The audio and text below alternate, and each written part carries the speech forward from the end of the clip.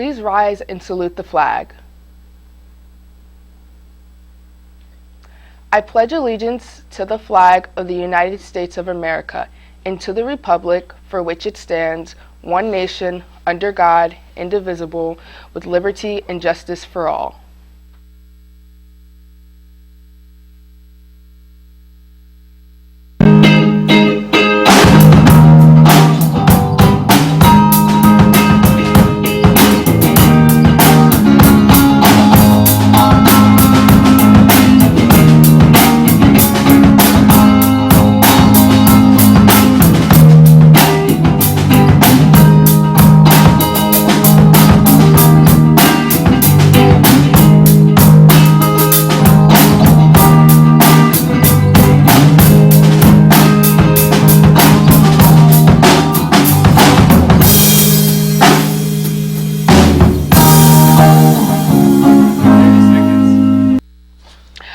Good morning and welcome to RPtv.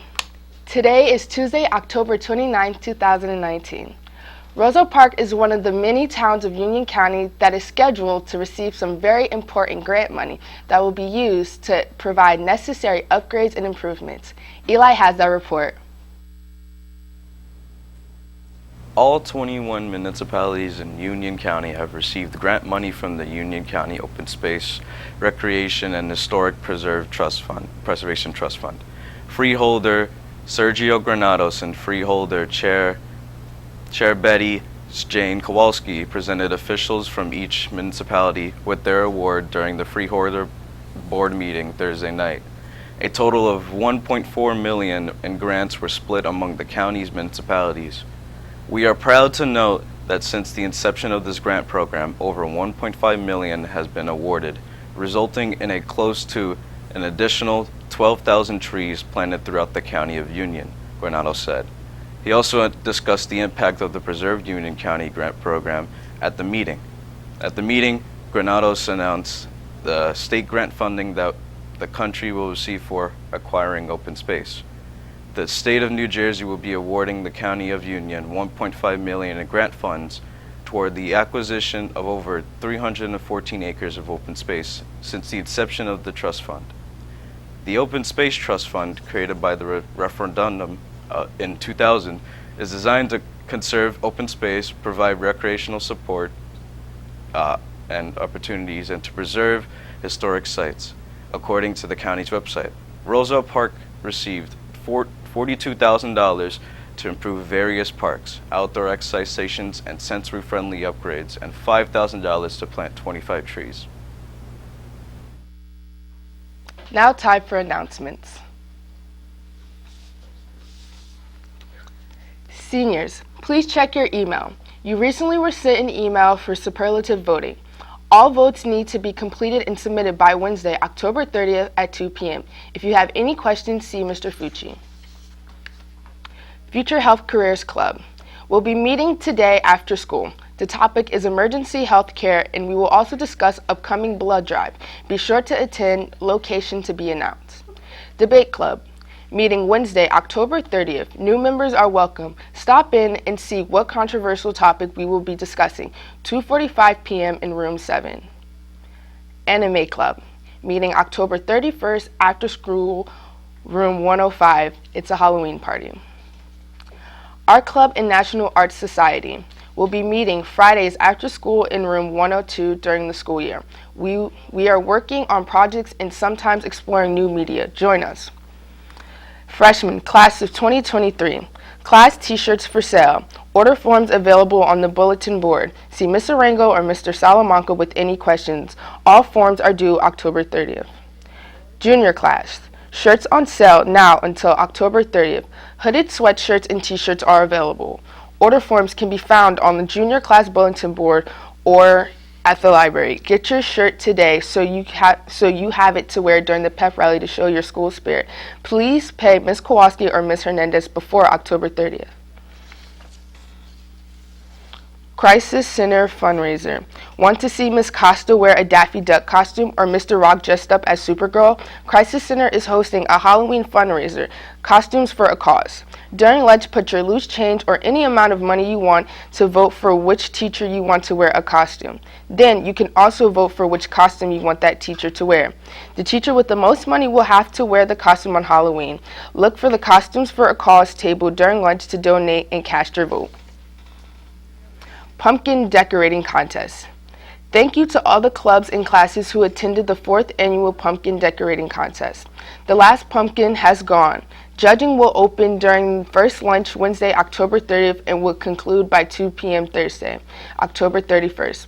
The winner will be announced at the end of the day on Halloween. Don't forget to vote for your favorite pumpkin by accessing the ballot through the link sent by Ms. Lemke on Wednesday during first lunch. The winner will receive a Dunkin' Donut prize. There are 10 contestants, which include Class of 2020, Main Office, Makerspace, Creative Writing Club, Miss Burke's Homeroom, Art Club, Miss Ruby's class, Miss Hernandez's Study Skills, Miss Danielle and the kitchen staff, and the Ecology Club. Garden Club will decorate a pumpkin, but not be judged. Good luck to all, and thank you for showing spectacular spirit.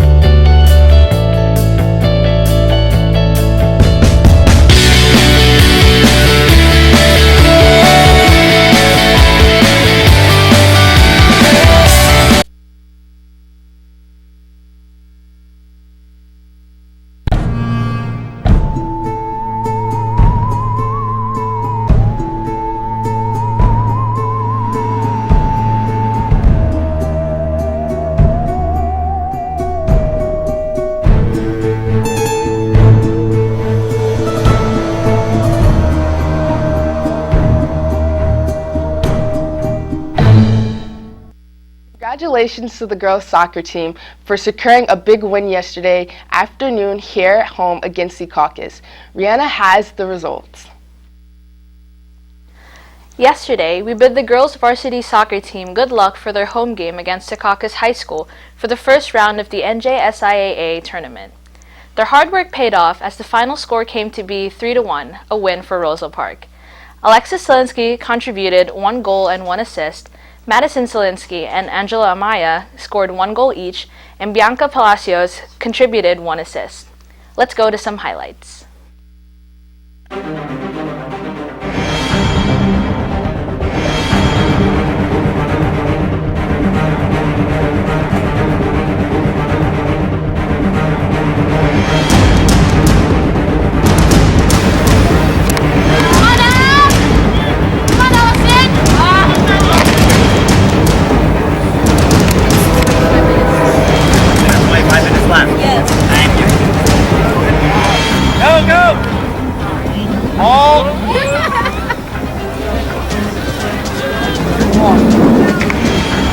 Slow it down!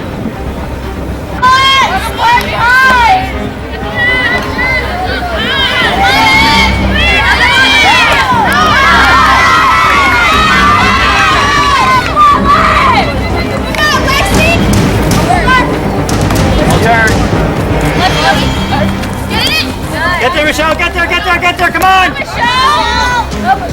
Double! Double! Double! Double!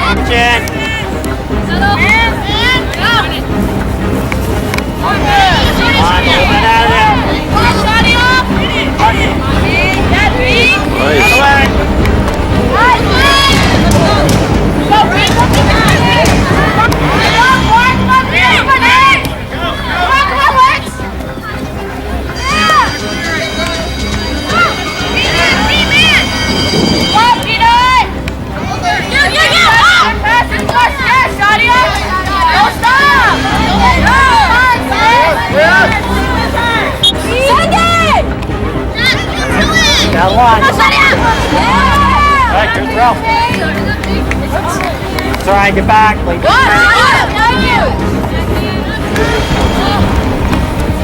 a long ball. Not going anywhere. There you go, blow it out.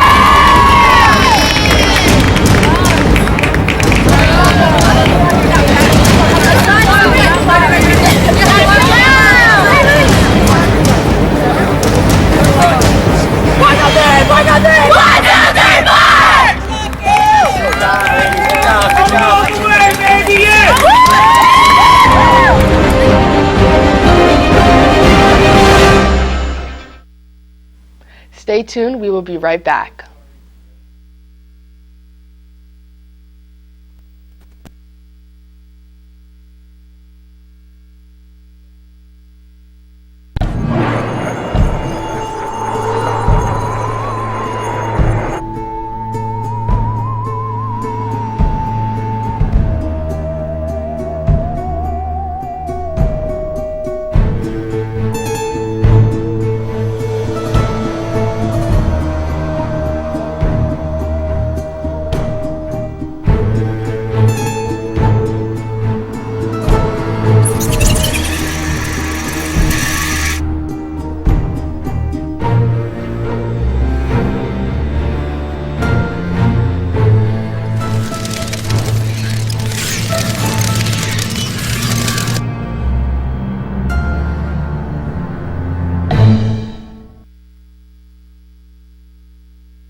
Thanks for watching. Have a great day and stay tuned for CNN 10.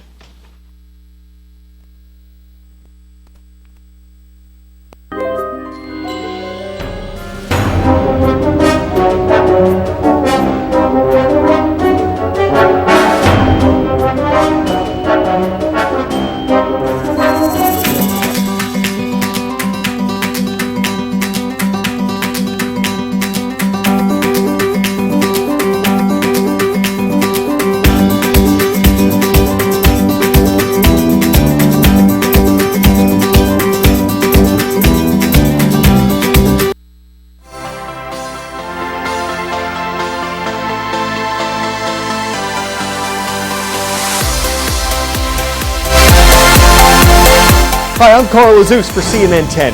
In the U.S. state of California, students at Mount St. Mary's University and NBA star LeBron James have a couple things in common. One, they live near Los Angeles. Two, they've evacuated because of wildfires. The one threatening the L.A. area broke out on Monday morning in a place known for expensive homes and celebrities. Mandatory evacuations were issued, meaning residents were told to leave immediately. But this is just for one fire. Two other major fires are burning in California with powerful winds literally fanning the flames. A blaze about 25 miles northwest of downtown Los Angeles has destroyed dozens of homes.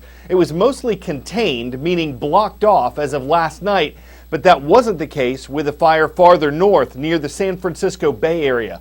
That one forced the evacuations of almost 200,000 people. And California's largest utility company shut off electricity to 965,000 homes and businesses in Northern California. It's trying to keep its equipment from causing new fires, as it's been blamed for doing in the past. Pacific Gas and Electric says another shutoff could occur on Tuesday because of another strong and dry wind event in the forecast. California's fire season is often worsened by the hot, dry winds that blow across the state. The Santa Ana winds blow westward across Southern California and can be at their worst in October. The Diablo winds blow northeast across Northern California and can be at their worst in October. The New York Times reports that this year's fire season hasn't been as bad as it has been for the previous 2 years, but that's little comfort to those witnessing the flames flare up. This is speed in which these flames have spread. Even just last hour when we were talking, this whole hillside just behind me was completely engulfed in flames. You see at this point it is smoldering, and that's because as you look at the direction of this smoke here, it's moving west-southwest. You can already see it has moved on further into the hillside, burning fresh new vegetation. And again, there are homes located throughout this hillside, and of course that is why we have seen mandatory evacuations up and down throughout this area as well. One of the other things that we've been looking for that has changed over the course of the past hour, we heard from Los Angeles Mayor Eric Garcetti, who says they are going to have CAL FIRE planes come through to basically drop fire retardant to help spot some of these fires. And just within the past 20 minutes, we have seen those planes circling this area and really disappearing over the backside of this ridge here, likely dropping fire retardant onto some of the homes below. This is a fire that started 4:30 a.m. Eastern time, just in a matter of hours ballooned to more than 500 acres. And based on the conditions today, we're going to have to see how fast it moves from there. 10-second trivia. A recession is said to occur when gross domestic product shrinks for 2 consecutive what? Years, months, quarters, or weeks? Generally, a shrinking GDP for 2 quarters in a row constitutes a recession, though one could be called for a different time period. Doesn't seem like ongoing protests in Hong Kong are going to stop anytime soon, but they have put the brakes on the city's economy. It's believed to be on the brink of an official recession. The demonstrators have been calling for more democracy and speaking out against the government in this special administrative region of China. The local government has met one of their demands, but they've made 5 of them. And though there's division in Hong Kong over whether to support the ongoing protests, their effects are being felt throughout the city. Hong Kong is headed for recession. 5 months of mass demonstrations, sometimes in popular tourist areas, often ending in violence, are taking a toll on the city's economy. The government here saying it expects to report negative growth for the 3rd quarter on Thursday. That would be the 2nd consecutive quarter of economic decline, which means Hong Kong is in a technical recession. Hong Kong had already been hit with a 1-2 punch of the U.S.-China trade war and China's slowing economic growth. A political crisis that hurts tourism and retail industries isn't helping.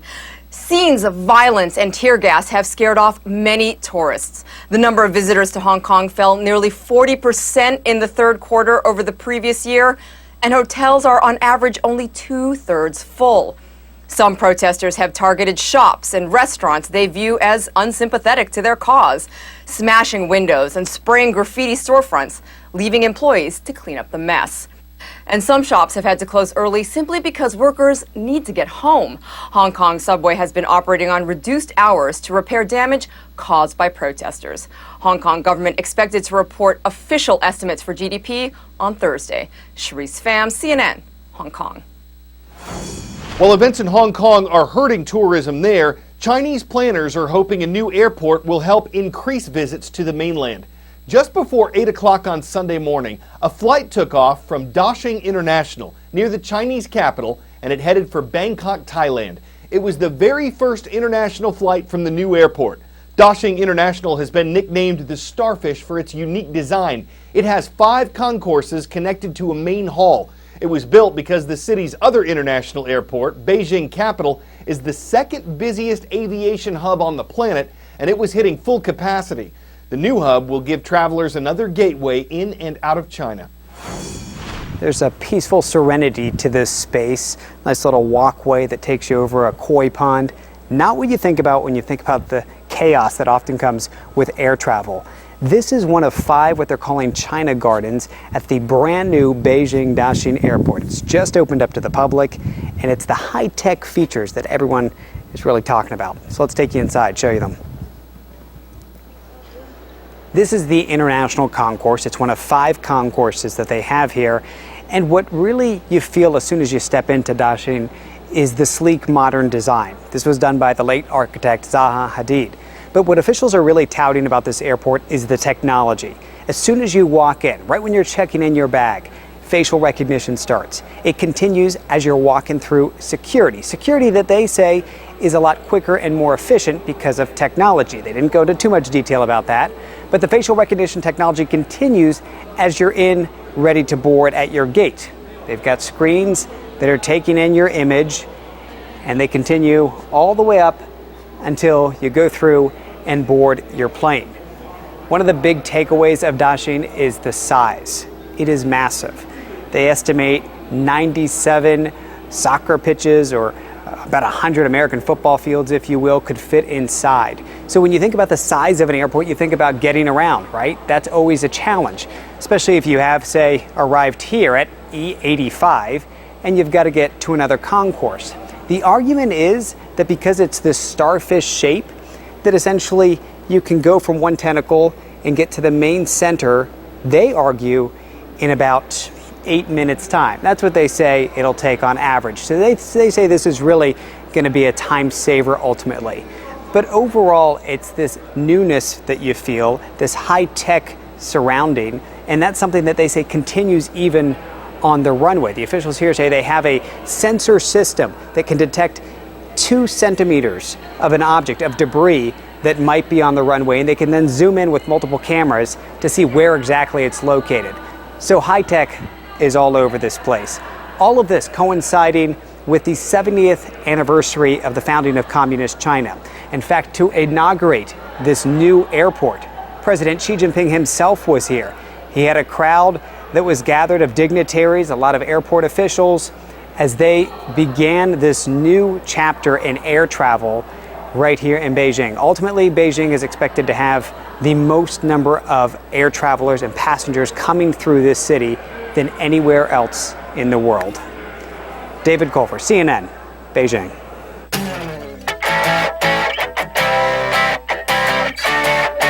Sure, there are a lot of satellites, but it's not like they just fall out of the sky. Here's what a couple in Michigan found in their yard last weekend. It appears to be Samsung's Space Selfie Satellite, a stunt that was intended to allow people to get their face in space. It was also intended to be up there until the end of the month, but Samsung says weather conditions resulted in a, quote, early soft landing. The Michigan couple was thankful their horses weren't out and that it didn't hit their house. And they said the satellite's smartphone was still working, so at least that's not a total piece of space junk. Also, it survived the dropped out of the sky test. After a not-so-satellite landing, it could have been in orbit bits and pieces, and at least they know where it came from, so they didn't have to investigate them selfies. I'm Carl Azus, and that's CNN 10.